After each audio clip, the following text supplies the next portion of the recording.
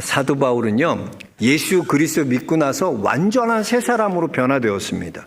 이런 사도 바울의 이 변화는요, 불신자들의 입장에서 보면은 미친 사람처럼 보였어요. 미친 것처럼 보였습니다.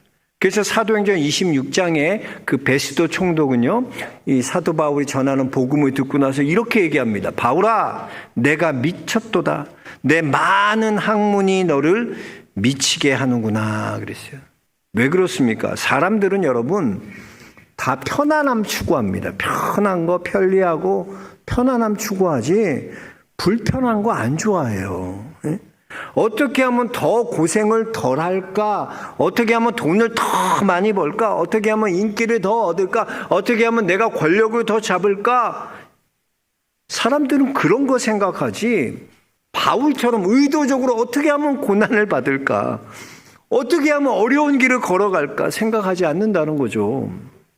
여러분, 그렇다면 바울이 왜 이렇게 의지적으로 고난의 길, 어려운 길을 걸어가겠습니까? 그 이유가 뭐냐는 거예요. 그 근거가 뭐냐는 거예요. 그 근거는 예수 그리스도 때문이라는 거예요. 바울은 예수 그리스도가 생명이시기 때문에, 예수 그리스도가 생명이기 때문에 그 생명의 길을 나는 걸어가겠다라는 거예요. 여러분, 생명이 있는 것과 생명이 없는 거 어떻게 구분합니까? 어떻게 구분할까요? 생명이 있는지 없는지는요, 역류하는 능력이 있느냐 없느냐에 따라 달라질 수 있어요. 보세요. 여기 만약에 여러분 여기 널판지가 하나 있고요. 제 왼쪽에 널판지가 있고요. 오른쪽엔 자그마한 그 미꾸라지가 있다고 생각해 보십시오. 근데 이 널판지는 보통 보면요, 강에서 이렇게 딱 두면은 강의 물결대로 그대로 흘러가요. 그 크기가 얼마나 큰지 상관없어요. 물이 흘러가는 대로 널판지는 크기인, 그러니까 그렇게 커도 물이 흘러가는 대로 흘러가는 거예요. 근데 미꾸라지는요, 자그마한 미꾸라지예요. 근데 미꾸라지는 생명이 있어요. 생명이 있는 것은요, 강을 거슬러 올라갑니다. 강을 역류하는 능력이 있어요. 여러분, 우리가 크리스찬이라는 것은요, 생명이 있는지, 우리가 크리스찬인데 생명이 있는지 없는지 어떻게 아느냐? 우리도 보면 알아. 아, 저 사람 생명 있는 사람이다, 생명 없는 사람. 예수를 믿는 크리스찬이라고 말하면서 세상에 흘려서 흐름대로 그렇게 따라가는 건 생명 없는 거예요. 그러나 우리는 세상을 따라가는 것이 아니라 오히려 세속을 역류하는 미꾸라지처럼 역류하는 것, 생명이 있다는 겁니다. 생명. 그리고 우리가 이렇게 역류하는 인생을 살 수 있는 이유는 뭐냐? 그 근거는 뭐냐? 우리가 예수 그리스도를 믿기 때문입니다. 그래서 예수 그리스도를 믿는다는 건 뭐냐? 세상을 따라가는 것이 아니라 예수 그리스도를 따라가는 거예요. 오늘 이제 중고등부 학생들도 이렇게 와서 예배 태도 너무 좋죠. 우리 중고등부 애들 너무 감사해요. 함께 예배 참석했는데 오늘 말씀을 통해서 우리가 예수 그리스도를 여러분 믿는다는 게 무엇인지 좀 알았으면 좋겠어요. 여러분, 예수 그리스도를 믿는다는 게 뭔가, 우리가 born again, 거듭났다 그런데 그 거듭난 크리스찬이 된다는 게 무슨 의미인지 또 무엇인지 오늘 말씀을 통해서 함께 생각해 보면서 하나님께서 주시는 은혜를 함께 나누고자 합니다. 여러분, 우리가 예수 그리스도를 믿는 크리스찬이 된다는 것은요, 첫째로는 우리의 인생의 방향이요, 전환이 일어나는 거예요. 우리 인생의 방향의 전환이 일어나요. 그 4절에 보면 사도 바울은요, 자신의 육체를 신뢰할 만한 것이 있다고 말하고 있어요. 그러니까 자기도, 사도 바울도 나도 내가 믿을 만한 게 있다는 거예요. 믿을 구석이 있다는 거예요. 여러분, 사람은요, 누구나 스스로에 대해서요, 자부심이 있어요. 어떤 거든지 다 자부심. 내가 남들보다 노래만 조금 잘해보세요. 그 노래하는 게 내 자부심이 되고요. 내가 다른 사람보다 춤을 더 잘 춘다? 그럼 춤 잘 추는 게 내 자부심이에요.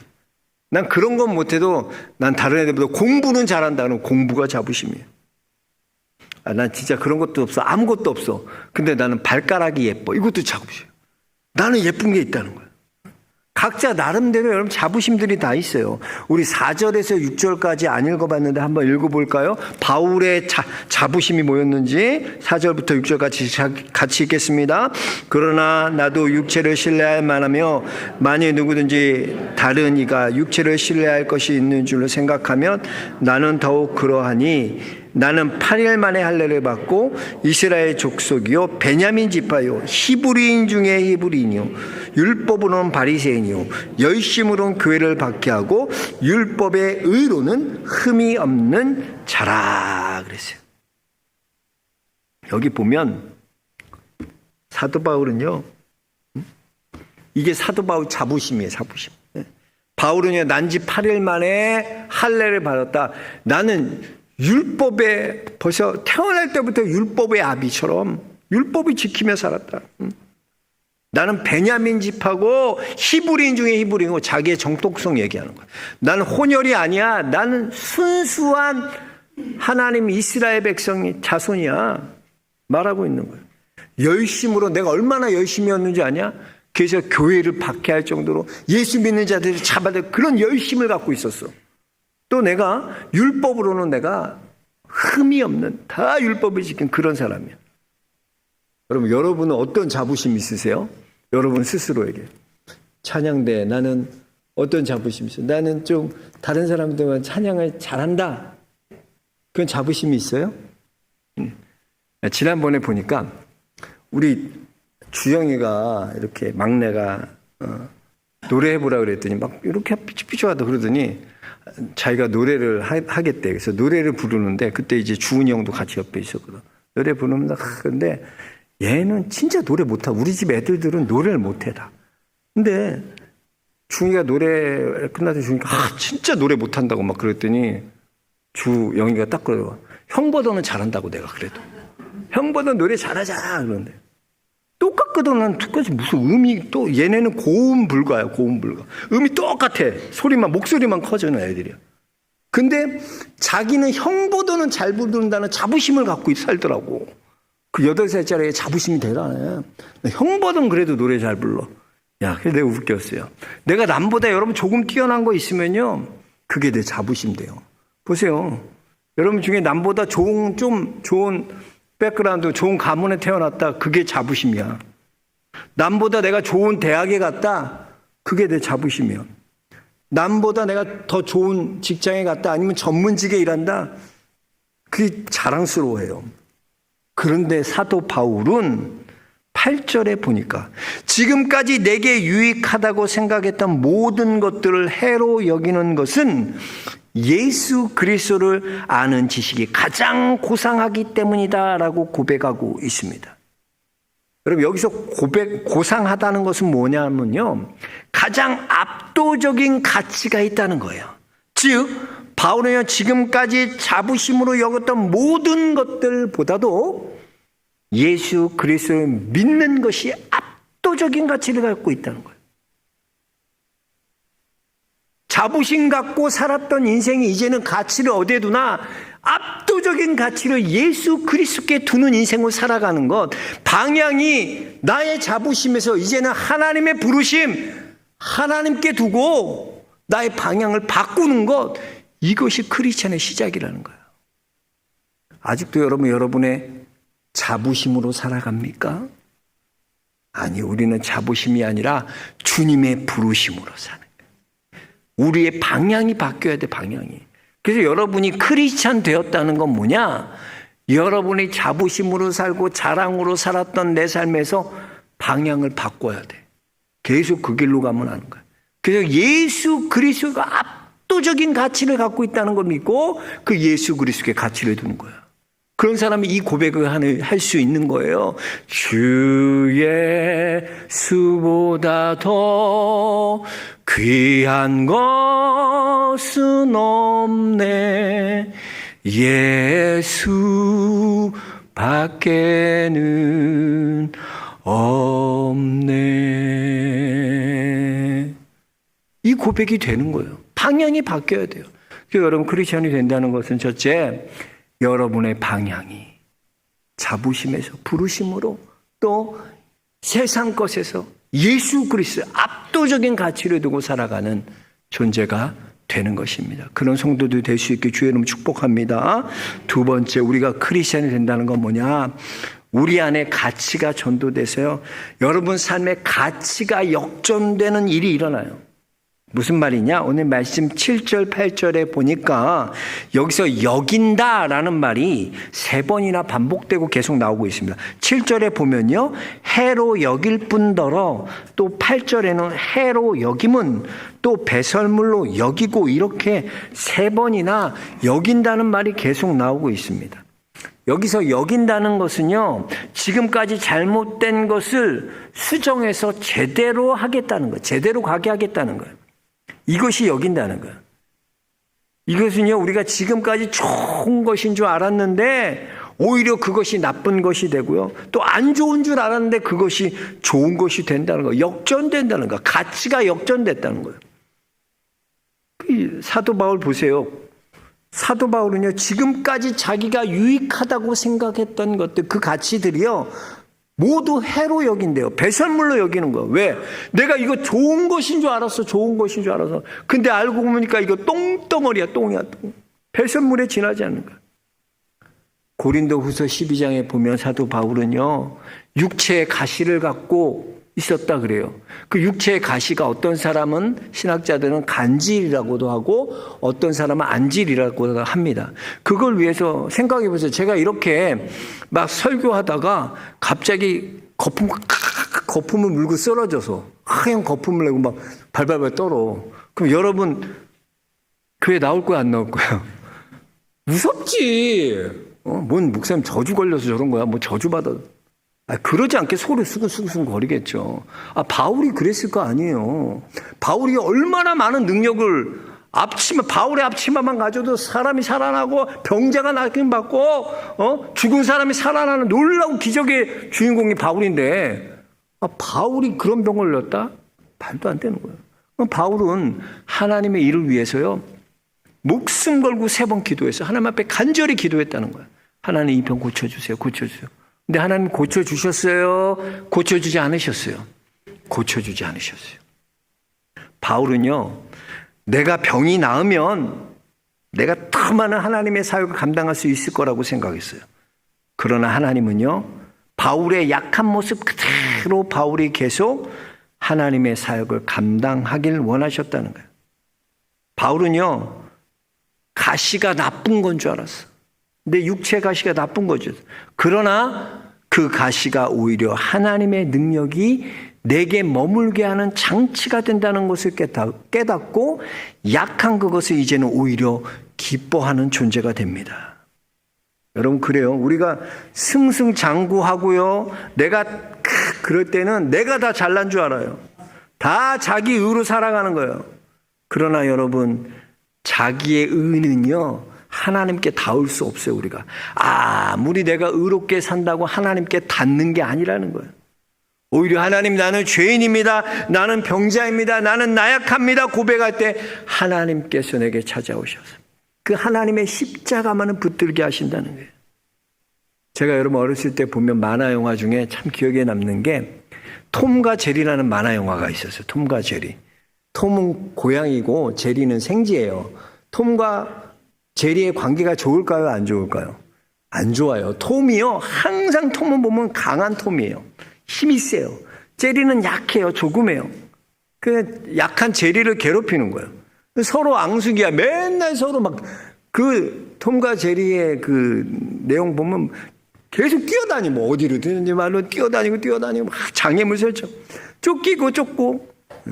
그런데 결말에 보면 항상 힘센 그 톰이요, 약한 제리에게 골탕 먹고 끝나. 그 만화는 다 제리가 승리하고 끝나.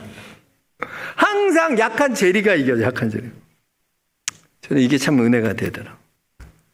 우린 그래 항상 약하면 질 것 같다고 생각해요. 약하면 안 돼라고 생각합니다. 그러나 믿음의 사람인 우리는요, 우리의 약함이 오히려 전가되어서 하나님의 강함으로 바뀌어서 승리하는 삶을 살게 되는 게 크리스찬이라는 거예요.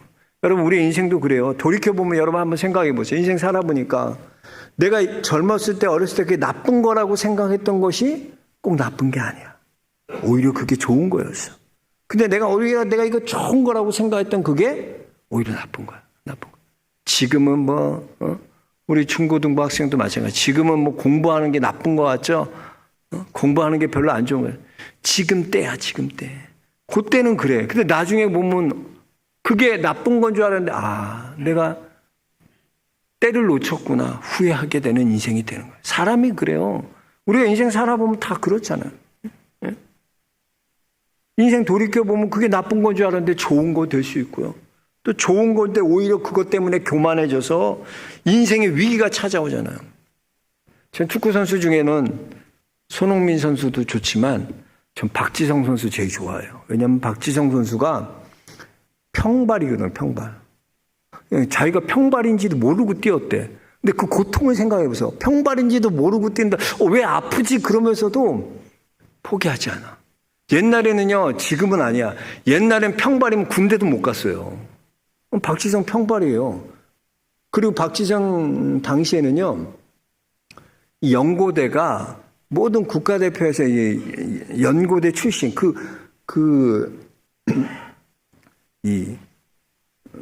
얼마나 그 학력이 중요한지 몰라요. 연고대 아니면 줄이 안 돼. 국가대표 되는 게 용이하지 않았어요.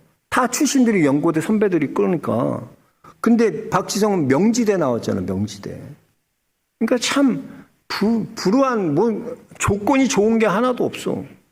근데 누굴 만나요? 히딩크야. 히딩크가 연대 나왔어요? 히딩크가 고대 나왔어요? 아니야. 히딩크는 공정해. 그런 거 관련 없이 뽑는 거야. 그래서 선발했잖아요. 근데 보면 박지성의 스토리가 참 좋아. 평발이고 아파서 고통받으면서도 그 열정과 포기하지 않는 집념과 그 약함 때문에 더 노력하잖아요. 약함 때문에 더 열심히 뛰죠. 그 박지성 별명이 뭔지 아세요? 산소탱크야, 산소탱크. 세계의 패가 3개 달렸대. 얼마나 잘 뛰는지. 그 마지막에는 커리어를 거기서 퍼거슨 감독이 있는 유나이티드 맨체스터에서 마치잖아요. 얼마나 최고의 커리어 남겨. 얼마나 잘 뛰는지. 그래, 약하지만 그것이 오히려 그를 더 뛰게 만들고 더 열심히 하게 하고 그 약점 통해서 그가 더 훈련받게 되는 것입니다. 여러분, 우리가 크리스천이 된다는 것은요, 이렇게 우리의 어떤 약점, 어떤 부족함에도 불구하고요, 하나님께서는 결국 여러분 통해서 합력하여 선을 이루심을 믿으시기 바랍니다. 그래서 고린도 후서 12장 9절에 바울은 이렇게 고백합니다. 나에게 이르시기를 내 은혜가 내게 족하도다. 이는 내 능력이 약한 데서 온전하여짐이라 하신지라. 그러므로 도리어 크게 기뻐함으로 나의 여러 약한 것들에 대하여 자랑하리니 이는 그리스도의 능력이 내게 머물게 하려 함이니라. 바울은 고백합니다. 그렇습니다. 여러분, 우리가 약한 그때 강함이 된다는 걸 잊지 마세요.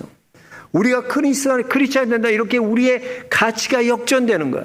약한 것이 강해지는, 우리 주 안에서 우리의 가치가 전가되어서 이제는 약한 자가 아니라 약하기 때문에 강한 자로 살아갈 수 있는 성도들 될 수 있게 주의 이름 축복합니다. 그게 크리스찬의 삶이라는 것이죠. 그리고 세 번째 우리가 생각해 볼 것, 크리스찬이 된다는 건 뭔가 온전히 하나님께 맡기고 사는 존재가 크리스찬이라는 거예요. 이게 완성된 단계야. 완성된 단계 뭐냐?